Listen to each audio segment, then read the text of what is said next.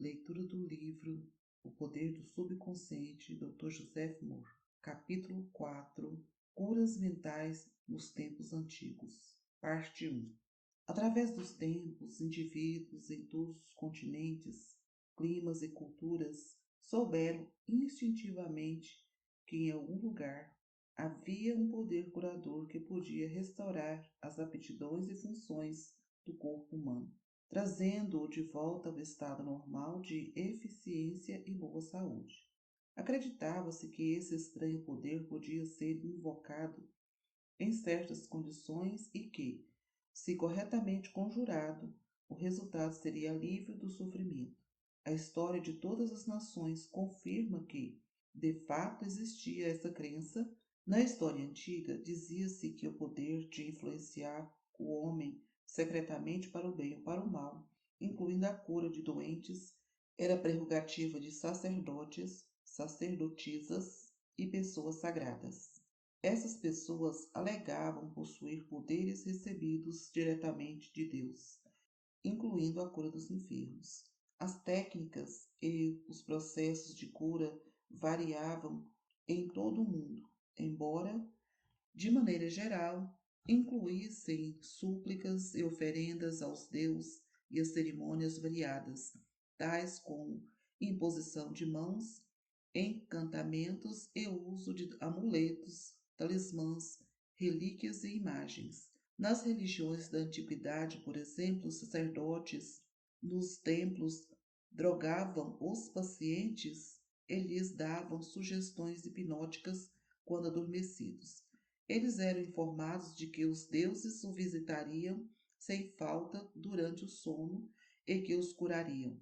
Numerosas curas aconteciam. Os devotos de Hecate recebiam instruções para misturar lagartos com resina, olíbano e mirra e triturar tudo isso ao ar livre quando a lua estava em quarto crescente.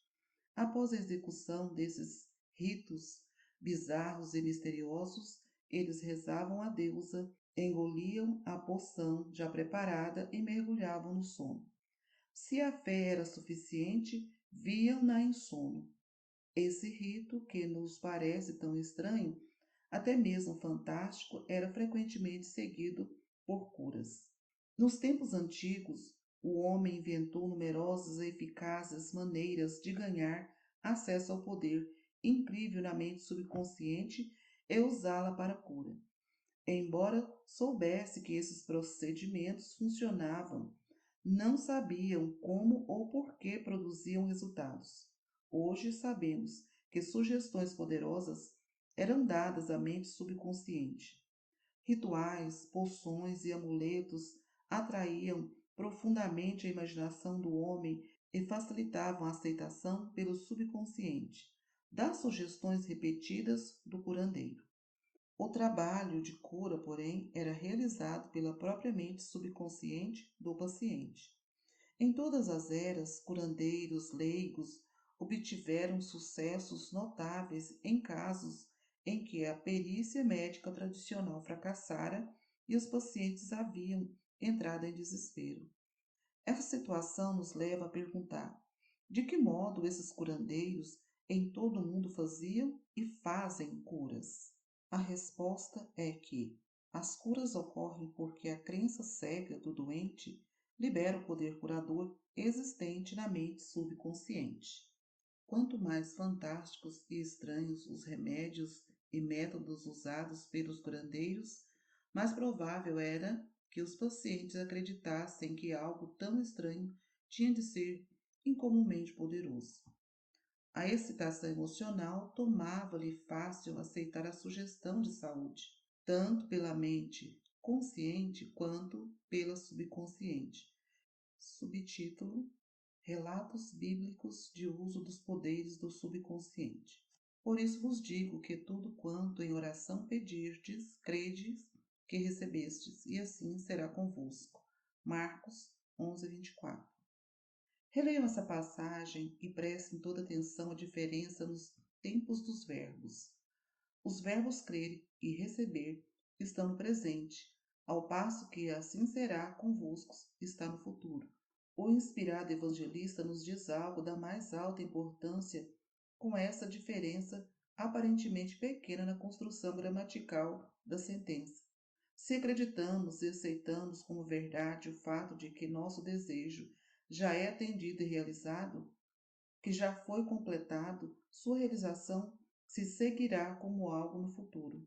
O sucesso dessa técnica reside na convicção profunda de que o pensamento, a ideia, a imagem já está na mente. Se queremos que alguma coisa tenha substância no reino da mente, ela deve ser pensada como realmente existente.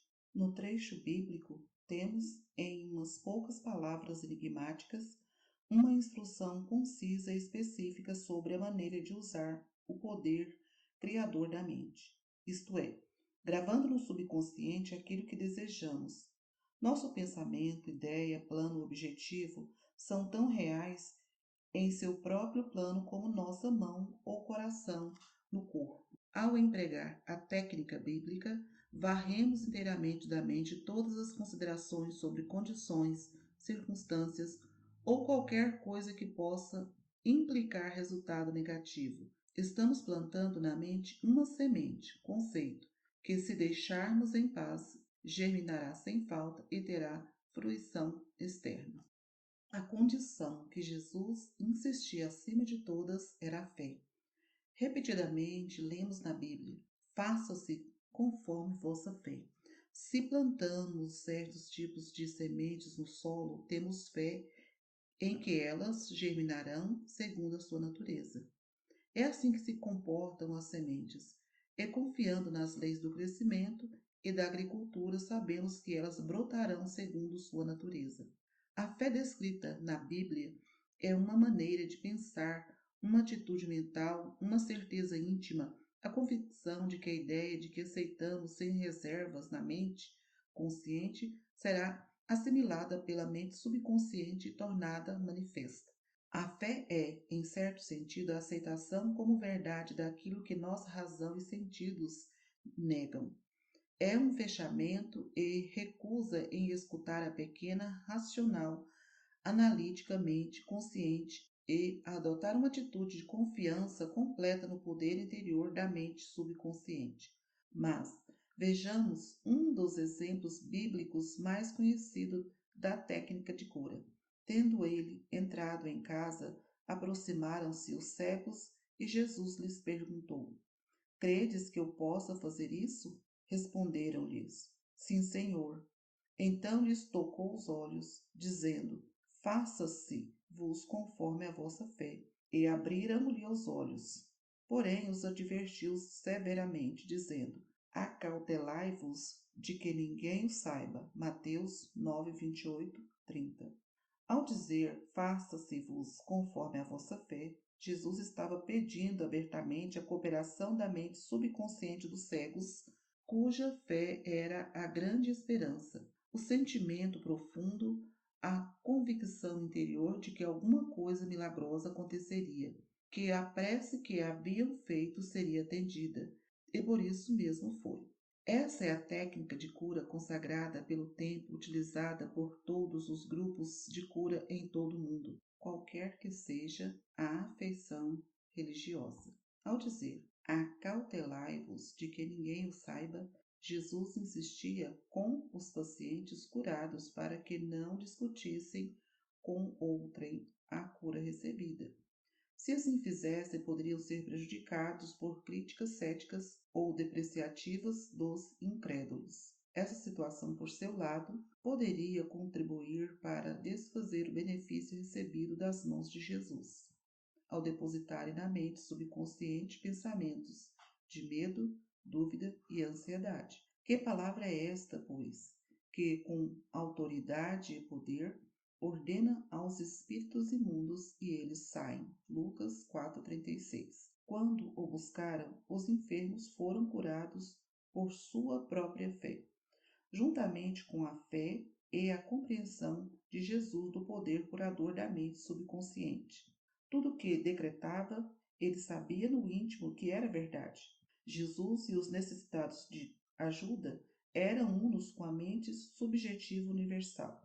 A certeza e convicção interiores de Jesus sobre o poder curador mudaram a configuração destrutiva negativa do subconsciente dos enfermos.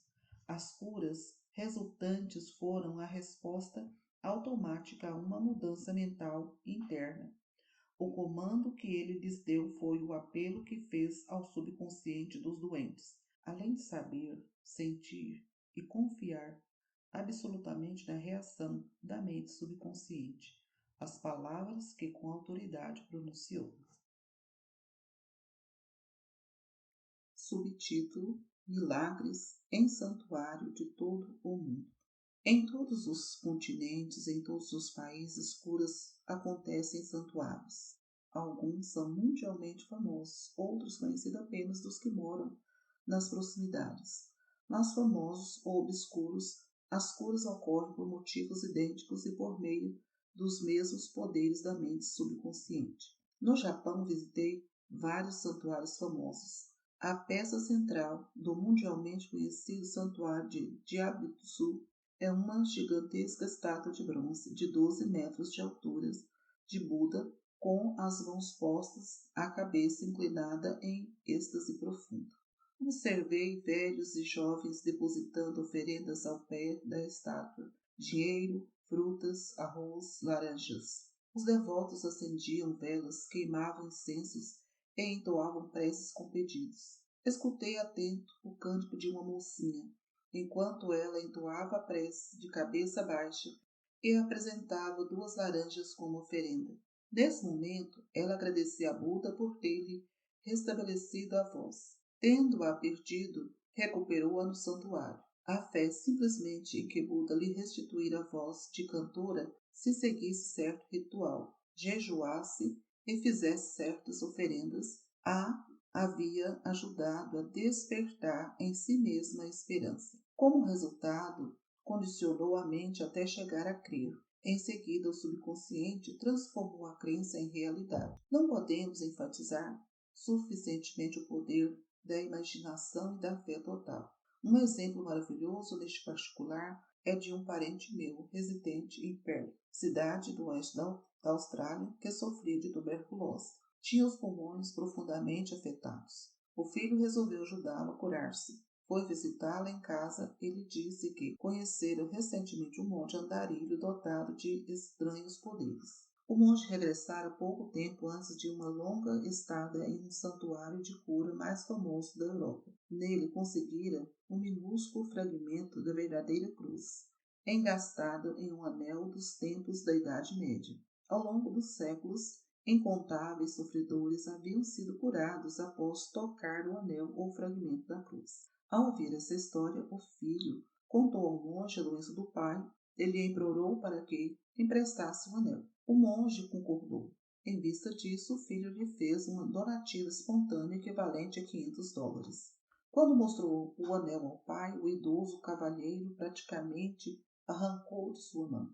Apertou o anel contra o peito, orou em silêncio e foi dormir. Na manhã seguinte estava curado. Todos os testes clínicos deram resultados negativos. Curas como essa acontecem o tempo todo. O mais notável em tudo é que a espantosa história do filho não passava de uma invenção. Na verdade, ele pegara um fragmento de madeira comum na rua, levara-o a um joalheiro e mandara engastá-lo em um anel de desenho antigo. Em seguida, deu-o ao pai.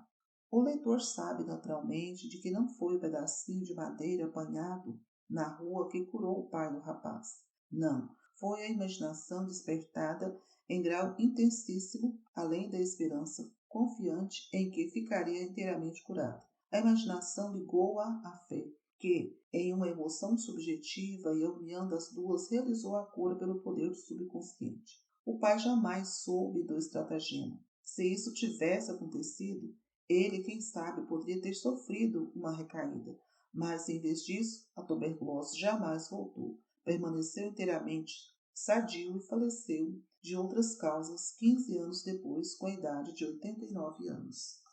Subtítulo: Um único princípio universal de cura. É um fato bem conhecido que todas as várias escolas de cura proclamam sucessos documentados dos mais maravilhosos tipos. A conclusão mais óbvia que ocorre à mente é que deve haver algum órgão ou processo comum a todas elas. Na verdade, há.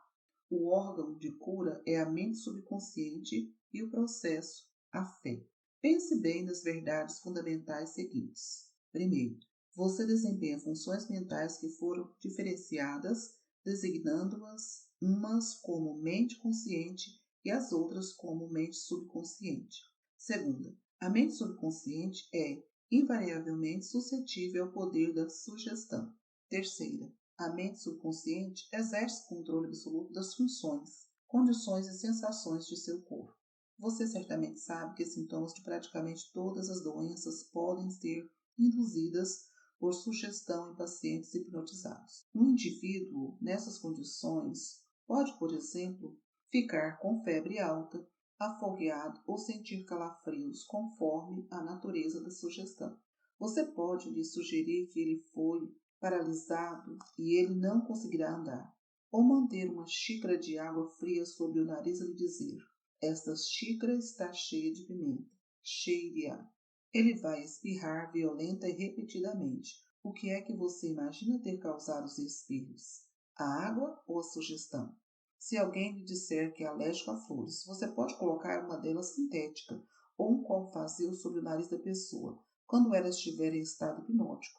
Ele disser que é uma flor, ela imediatamente exibirá os sintomas alérgicos habituais. Esse fato demonstra que a causa dos sintomas está na mente subconsciente. A cura dos sintomas ocorre nela também. Diferentes escolas de medicina, tais como osteopatia, quiroprática, acupuntura e naturopatia, produzem todas elas curas notáveis. O mesmo ocorre com os ritos e as cerimônias das várias crenças religiosas em todo o mundo. É evidente que todas essas curas são realizadas por intermédio da mente subconsciente, a única curadora existente. Note como ela cura um corte no dedo. Ela sabe exatamente como fazer isso. O médico põe uma atadura e diz: a natureza curará o ferimento. Natureza, porém, nada mais é do que outro nome para a lei natural. O instinto de autoconservação é a primeira lei da natureza e principal função da mente subconsciente. Seu instinto mais forte é a mais potente de todas as autossugestões.